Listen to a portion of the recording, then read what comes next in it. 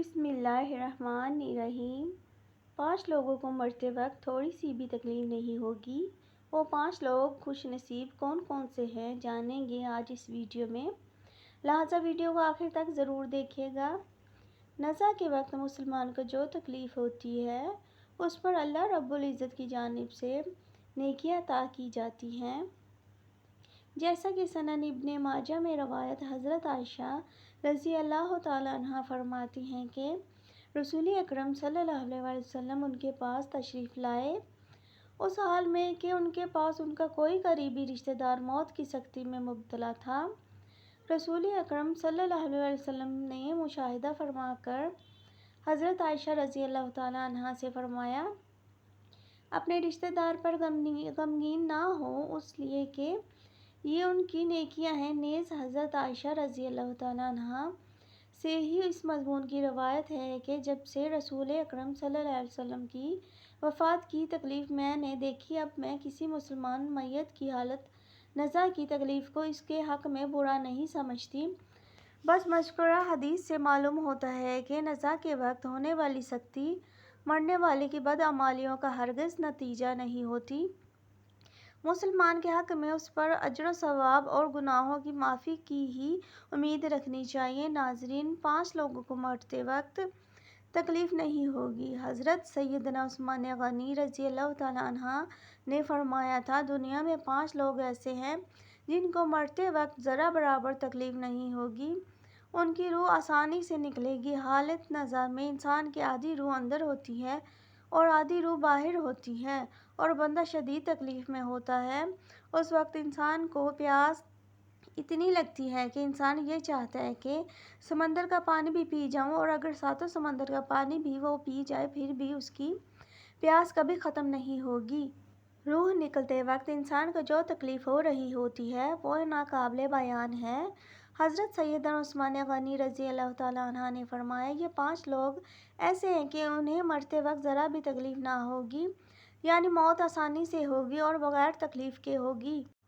پوچھا گیا کہ جناب وہ کون کون سے 5 لوگ ہیں جنہیں موت کی سختی میں بھی نرمی میسر ہوگی، تو فرمانے لگے کہ سب سے پہلا شخص وہ اور اپنے جو ماں باپ کی موت کے بعد، یعنی ماں باپ کے مرنے کے بعد وراثت کا حصہ اپنی بہنوں کو پہنچانے میں جلدی کرتا ہے، یعنی وراثت کا حصہ اپنی بہنوں کو جلد اور بروقت پہنچاتا ہے۔ ایسا نہ ہو کہ بہن کے بچے بھوک سے بلکتے رہیں اور تم بہن کے حق پر قبضہ کیے بیٹھے رہو، اور بہن اس کا انتظار کرتی رہے کہ میرا بھائی کب مجھے میرے ماں باپ کی وراثت میں حصہ دے گا۔ بہت بار یہ بھی دیکھنے میں آتا ہے کہ بہن کی شادی نہیں ہوتی، جب کہ والدین دنیا سے رخصت ہو گئے تو بھائی نے کہا کہ کوئی بات نہیں، جب بہن کی شادی کروں گا تو اس کا حصہ اسے جہیز کی صورت میں دے دوں گا۔ یاد رہے کہ اسلام میں بہنوں کو جہیز دینا فرض نہیں، جبکہ ان کی وراثتی حق دینا فرض ہے۔ دراصل عورت کو جہیز دینا یہودیوں کی رسم ہے، اسلام اس کی ترغیب نہیں دیتا، لیکن اسلام میں عورت کا وراثتی حق دینا فرض ہے۔ واضح رہے کہ والدین کی وراثت میں جس طرح ان کی نرینہ اولاد کا حصہ ہوتا ہے، اس طرح بیٹیوں کا بھی اس میں شرعی حصہ ہوتا ہے۔ والدین کے انتقال کے بعد ان کا وراثت پر بیٹوں کا خود تنہا قبضہ کر لینا اور بہنوں کو ان کے شرعی حصے سے، شرعی حق سے محروم کر دینا ناجائز اور سخت گناہ ہے۔ بھائیوں پر لازم ہے کہ بہنوں کو ان کا حصہ اس دنیا میں دے ورنہ آخرت میں دینا پڑے گا، اور آخرت میں دینا آسان نہیں ہوگا۔ حدیث مبارکہ میں اس پر بڑی عیدیں آئی ہیں۔ حضرت سعید بن زید رضی اللہ تعالیٰ عنہ فرماتے ہیں، رسول اکرم صلی اللہ علیہ وسلم نے فرمایا، جو شخص کسی کی بالشت بھر زمین بھی از راہ ظالم لے گا، قیامت کے دن 7 زمینوں میں سے اتنی ہی زمین اس کے گلے میں طوق کے طور پر ڈالی جائے گی۔ ایک اور حدیث مبارکہ میں ہے، حضرت انس رضی اللہ تعالیٰ عنہ فرماتے ہیں کہ رسول اکرم نے فرمایا، جو شخص اپنے وراثت کی میراث کاٹے گا، یعنی اس کا حصہ نہیں دے گا، تو اللہ تعالیٰ قیامت کے دن اس کی جنت کی میراث کاٹ لے گا۔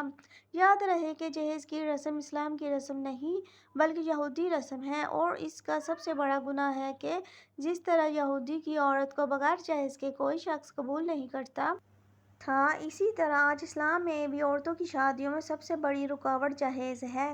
غریب آدمی کی بیٹی بیٹھی بیٹھی بوڑھی ہو گئی کہ جہیز کا کوئی بندوبست نہ ہو سکا، اسی طرح اگر کوئی شخص یہ کہے کہ میں بہن کا وراثتی حصہ تو نہیں دے سکتا، البتہ جب اس کی شادی کا وقت ہوگا تو جہیز دے دوں گا، لہٰذا فرمایا گیا کہ بہنوں کو بروقت حصہ دینے والے کی روح موت کے وقت بڑی آسانی سے نکلتی ہے۔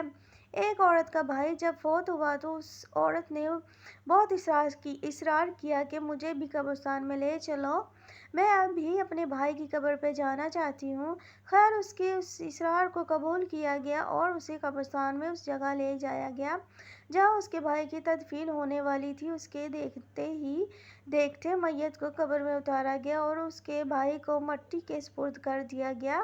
جب دعا کی باری آئی تو تمام عزیزوں کا رب کے سامنے اس روتی ہوئی بہن نے آسمان کی جانب اپنے ہاتھ اٹھائے اور آسمان کی جانب دیکھا، اس کا دل رو رہا ہے، آنکھیں خون کے آنسو رو رہی تھیں۔ اس نے ایک ایسی دعا کی کہ لوگوں کے مردہ ضمیر کو جگا دیا۔ روتی ہوئی بہن نے آسمان کی جانب اپنے ہاتھ اٹھائے اور آسمان کی جانب دیکھا، اس کا دل رو رہا ہے، آنکھیں خون کے آنسو رو رہی تھیں۔ اس نے ایک ایسی دعا کی کہ لوگوں کے مردہ ضمیر کو جگا دیا۔ روتی ہوئی بہن نے آسمان کی جانب دیکھا اور کہا، اے میرے مالک، اے انصاف کرنے والے رب، آج میرا بھی انصاف کر دے۔ وہ رو رو کر کہنے لگی، اے میرے مالک، تو میرے اس ظالم بھائی کو اپنی رحمت سے دور رکھنا، ایسے دور رکھنا جیسے اس نے مجھے میرے والدین کی وراثت سے دور رکھا ہے۔ میرے بچے بھوک سے بلکتے رہے لیکن اس ظالم کو میرے بچوں پر ذرا بھی ترس نہ آیا۔ میں اپنے بچوں کو حرام جانور کا گوشت کھلانے پر مجبور ہوئی۔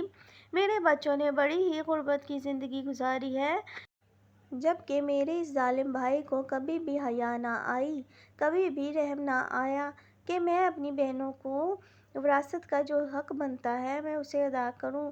اے میرے مالک، تو آج انصاف کر دے اور جس طرح سے اس نے میری وراثت کا حق مجھ سے دور رکھا ہے، اسی طرح تو اپنی رحمت سے اسے دور کر دے۔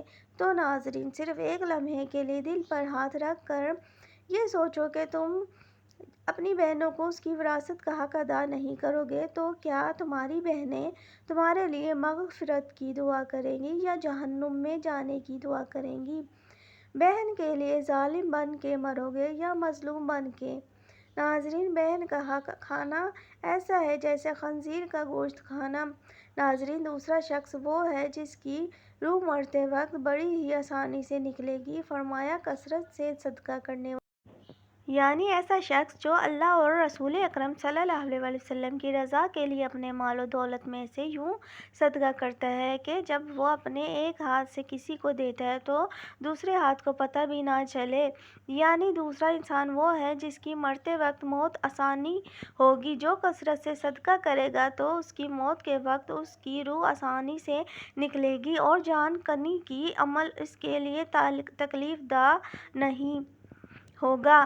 نمبر 3، ایسا انسان جو اپنی فیملی سے اچھا سلوک کرنے والا ہے، یعنی اپنے ماں باپ، بیوی بچوں اور بہن بھائیوں سے نرم دلی کا رویہ رکھنے والا ہے، اپنی بیوی بچوں سے پیار کرنے والا ہے، حلال کا لقمہ کما کر اپنی بیوی بچوں کو کفالت کرنے والا ہے۔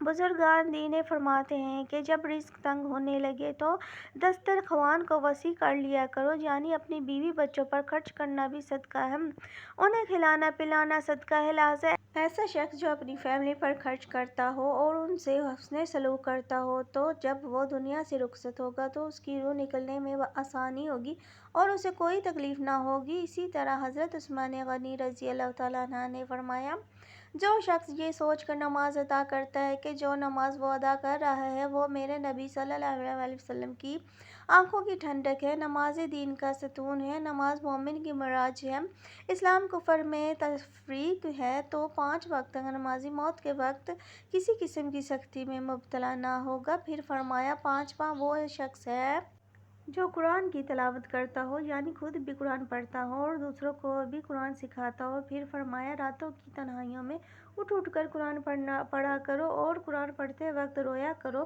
فرمایا کہ اگر رونا نہ بھی آئے تو رونے کی کوشش کر لیا کرو۔ حضرت داتا علی حجویری گنج بخش رحمۃ اللہ علیہ سے کسی نے پوچھا کہ اگر رونے کی کوشش بھی کریں اور پھر بھی رونا نہ آئے تو پھر کیا کریں؟ تو فرمایا کہ پھر اپنے مقدر پہ رویا کرو کہ کیا تم اب اتنے سنگ دل ہو گئے ہو کہ تمہاری آنکھیں آنسو بھی نہیں بہاتی۔ ناظرین، اللہ تعالیٰ سے دعا ہے کہ اللہ تعالیٰ ہم سب مسلمانوں کی موت کے وقت سختیوں کو دور فرمائے اور ہمیں ان 5 باتوں پر عمل کرنے کی توفیق عطا فرمائے اور ہمارا خاتمہ ایمان پر فرمائے، آمین یا رب العالمین۔ ناظرین، ویڈیو اچھی لگی تو ویڈیو کو لائک کریں، شیئر کریں، چینل کو سبسکرائب کریں اور کومنٹ باکس میں اللہ تعالیٰ کے 99 ناموں میں سے ایک نام ضرور ٹائپ کریں۔ اگلی ویڈیو تک کے لیے اجازت دیجیے۔ اللہ حافظ۔